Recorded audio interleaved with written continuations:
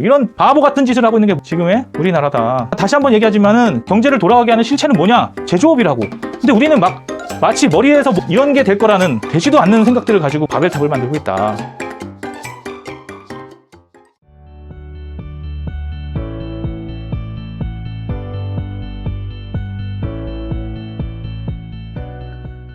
네, 안녕하십니까, 반갑습니다. 오늘은 예전에는 공업단지라고 했는데요, 이름은 바꿨지만 점점 몰락하고 있는 산업단지에 대해서 같이 알아보도록 하겠습니다. 예전에는 이 산업단지 이름이 공업단지죠. 자, 공업단지라는 게 단어가 약간 반환경적인 느낌인 거예요. 공업단지를 이제 산업단지라고 바꿨습니다. 경기도 지역에서 가장 이렇게 유명한 공업단지가 경인 공업단지와 그 다음에 남동 공단이라고 하죠. 그 다음에 시화 공단. 이 공단들이 다 산업단지라고 해서 바뀐 겁니다. 이 주변이 항상 냄새가 좀 심하고 사람들이 좀 좋아하지 않는 시설이 되었죠. 이렇게 발전했던 공업단지들이 지금 어떻게 되고 있냐면은 몰락의 길을 걷는 거죠. 몰락에는 세 가지가 있는데, 첫 번째는 제도적인 몰락이 있고, 그 다음에 시설이 노후화가 되고요, 그 다음에 인재가 영입이 안 되는 이 세 가지의 문제점이 있습니다. 그래서 요거에 대해서 좀 알아보도록 할 건데요.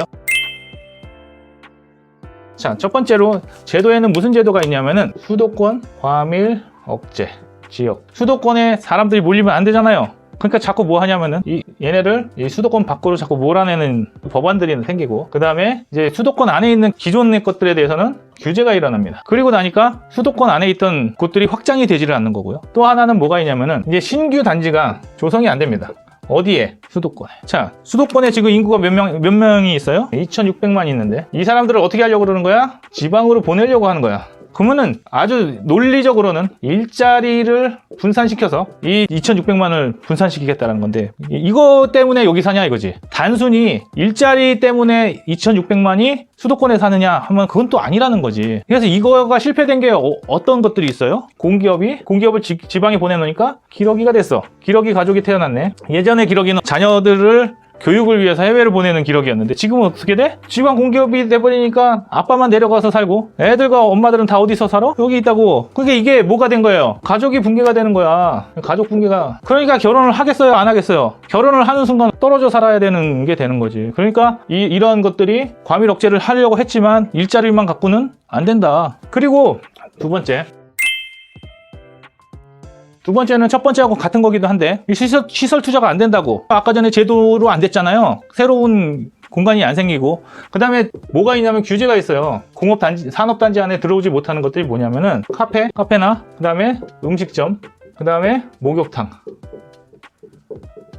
사우나들, 이런 것들이 이 산업단지 안에 조성이 되질 않는단 말이에요. 이런 거를 누리기 위해서는 어떻게 되냐면 20분에서 30분 자동차로 이동이 해야 된다고. 그러니까 이 사람들이 돈은 여기서 벌지만은 이런 것들이 있어야 효율적인 일하는 공간이 되는데, 이런 것들을 못하게 한다고요. 그러니까 이거는 뭐를 침해하는 거야? 이렇게 시설 투자를 못하게 해놓고는 뭔 타령을 하는 거야? 또 노동권 안 맞는다는 거지. 그러니까 사장님 입장에서 어떤 얘기야? 어쩌란 말이냐 이거지. 내가 직원들을 위해서 우리 회사 근처에 이런 것들을 조금 있게 만들고 싶어서 좀 고민을 하면은 이런 것들이 들어올 수 있냐 이거지.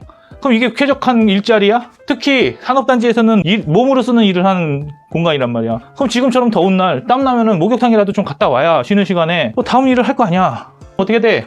가는데 2-30분, 오는데 2-30분, 목욕하는데 1시간, 이러면 이게 놀러 온 거냐 이거지. 근데 이 사람들이 놀려고 가냐 이거야. 잠깐 나의 그 찝찝함을 해소하기 위해서 그러는데 이게 되냐 이거지. 그리고 잠깐 가서 커피라도 한 잔 먹고 각성 좀 하고 오려고 하는데 그것도 안 되고, 점심시간에 어떻게 돼? 밥 한 번 먹고 오려면은 이런 효율을 만들어내니까 사람들이 여기다 투자를 하려고 하냐. 신규 투자가 불가능하니까 기존의 터 안에서 시설을 투자해야 된단 말이야. 확장이 아니라 그거를 부시고 다시 만들든지 다시 투자를 해야 되는데, 이게 다시 투자를 했을 때 뽑아낼 수 있다라는 예측이 가능하냐 이거야. 기대감이 없지. 그러니까 그 다음부터는 얘네들을 그냥 점점 방치하는 수준이 되는 거예요. 거기 방치가 되고, 이 방치가 되니까 이게 근무 여건이 안 좋아지니까 사고가 생겨요. 자, 이런 산업단지에서 하는 일들이 안전한가? 왜 이런 신규 투자들이 필요하냐면은, 일이 위험해지면 그거를 해지할 수 있는 여러 가지 것들이 생겨요. 그런 것들을 투자를 하라고 하는 건데, 이게 여기에다 투자를 했을 때 이게 효율성으로 증명이 돼야 투자를 하잖아. 근데 이거는 한정된 공간에 똑같은 비용을 들이면은 이게 효율성이 나냐고. 이게 계속 이렇게 되는 현상이 일어나는 거고, 또 하나는 뭐냐면은 요 동네가 수도권이다 보니까 예전에는 이것만 있던 공간이었어요.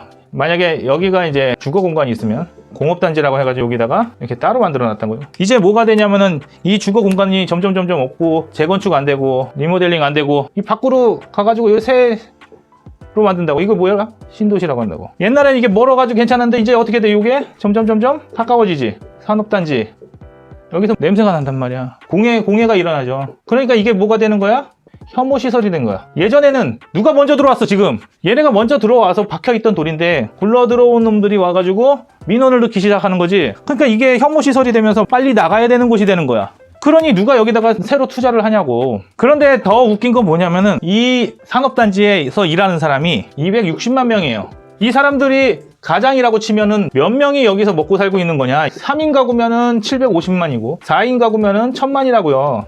이 몇 만이라고 그래서 2600만 중에 수도권 2600만 중에 750에서 1000만 정도, 거의 한 3분의 1에서 한 2분의 1가량, 반가량을 지금 누가 커버하고 있는 거야? 이런 제조시설이 커버하고 있다고요. 산업공단에서 먹고 살고 있는 사람들이 대부분이라고요. 우리가 다 대기업 다니는 것 같지만 그렇지 않다고. 이런 산업단지는 대부분이 제조업이라고. 그렇게 민원 듣고 막 이렇게 하기 시작하니까 제조업은 몰락하고, 이 몰락한 제조업에 그 외국인 노동자가 오기 시작하는 거지. 자, 수도권에서 이 산업단지들이 나가기 시작하면 다 누구로 채워지게 돼 있어요? 외국인 노동자로 채워지게 돼 있다고.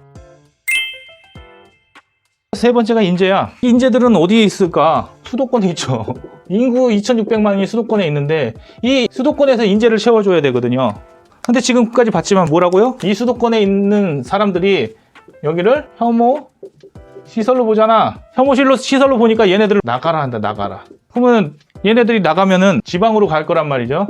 지방으로 이동을 하게 되면은, 근데 여기서 공급받지 못하면은 어디서 공급을 받아야 돼? 외국인 노동자한테 공급을 받아야 된단 말이야. 근데 이 사람들이 대부분 누구예요? 어떤 신분을 갖고 있어? 불법 체류가 되는 거죠. 그러니까 여기가 불법 체류하는 사람들이 많아지면은 슬럼화가 되면 혐오가 되는 거지. 그러니까 원래 산업단지가 뭐 하기 위해서 생긴 거예요? 취업하고 제조업을 하던 곳인데 얘네들이 지금 혐오시설로 바뀌고 있다 이거지. 예전에는 이게 수출을 주도하고 공업을 주도해서 우리나라의 중공업을 이끌어서 여기까지 왔는데, 우리는 이제 이게 필요 없다라는 거지. 제조업이 필요 없다. 그래서 이제 뭘로 생각했냐면은 이런 곳을 산업단지로 하지 말고 뭘로 만들어야 된다라고 얘기를 하냐면은 지식산업센터.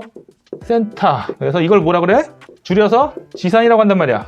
그래서 이런 지산의 대표적인 게 구로지 디지털, 그 다음에 가산 디지털, 이렇게 얘기하잖아요. 근데 이 지식산업센터들이 뭐는 없죠? 공해가 없어요. 왜? 제조업이 아니니까. 그래서 와, 공해도 없고 일자리도 된다. 그러니까 지식산업센터를 어떻게 하는 거야? 와, 이것만 유치하면은 우리 동네 일자리 다 되고 공해도 없고 엄청 좋겠네. 그래가지고 뭐 하기 시작해? 서울 수도권 곳곳에다가 지식산업센터를 만들었어. 그러니까 사람들이 욕망을 가지고 이거 한 채만 있으면 내 노후는 다 해결이 될 거잖아. 그러니까 이 사람들이 다 미쳐가지고 여기다 투자를 한다고. 투자. 지식산업센터에다가 막 분양권 난리가 났지. 그리고 이제 입주할 때가 딱 되니까 지식산업이라는 것은 우리나라에 없다고요. 오픈을 하니까 이 지식산업센터를 채울 수 있는 기업이 있어요? 없어요? 없어요. 이 지식산업센터들이 다 공실. 자, 산업단지는 제조업을 못 늘려서 난리거든요. 늘리면은 뭐해? 바로 민원 들어오고 바로 혐오시설 되고. 그러니까 못 늘리고 있는데 지식산업센터는 만들어낸다고. 둘 다 뭐 하는 곳이에요? 일자리라고. 근데 우리나라는 지금 공업 제조 안 한다고 설치는데 이쪽은 모자르고 이쪽은 뭐 하고 있어요? 공실이에요. 산업단지에 가면 주차할 곳이 없어요. 지식산업단지에 가면 주차할 곳이 너무 많아. 사람이 없지. 일할 사람이 없고요. 일할 기업이 없어요. 근데 여기 산업단지는 사람은 많은데 주차장도 없고 시설도 낙후되고 커피숍도 없죠. 여기는 커피숍이 들어오고 싶지만 누가 없어서, 사람이 없어서 못 들어온다고. 이런 바보 같은 짓을 하고 있는 게 지금의 우리나라다. 다시 한번 얘기하지만은 경제를 돌아가게 하는 실체는 뭐냐? 제조업이라고.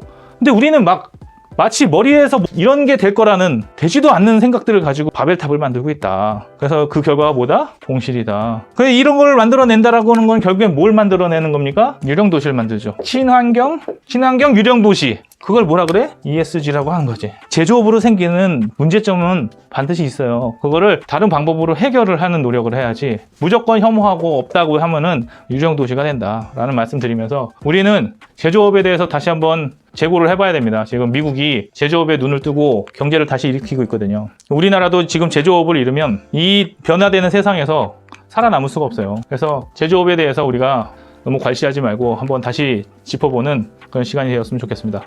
감사합니다.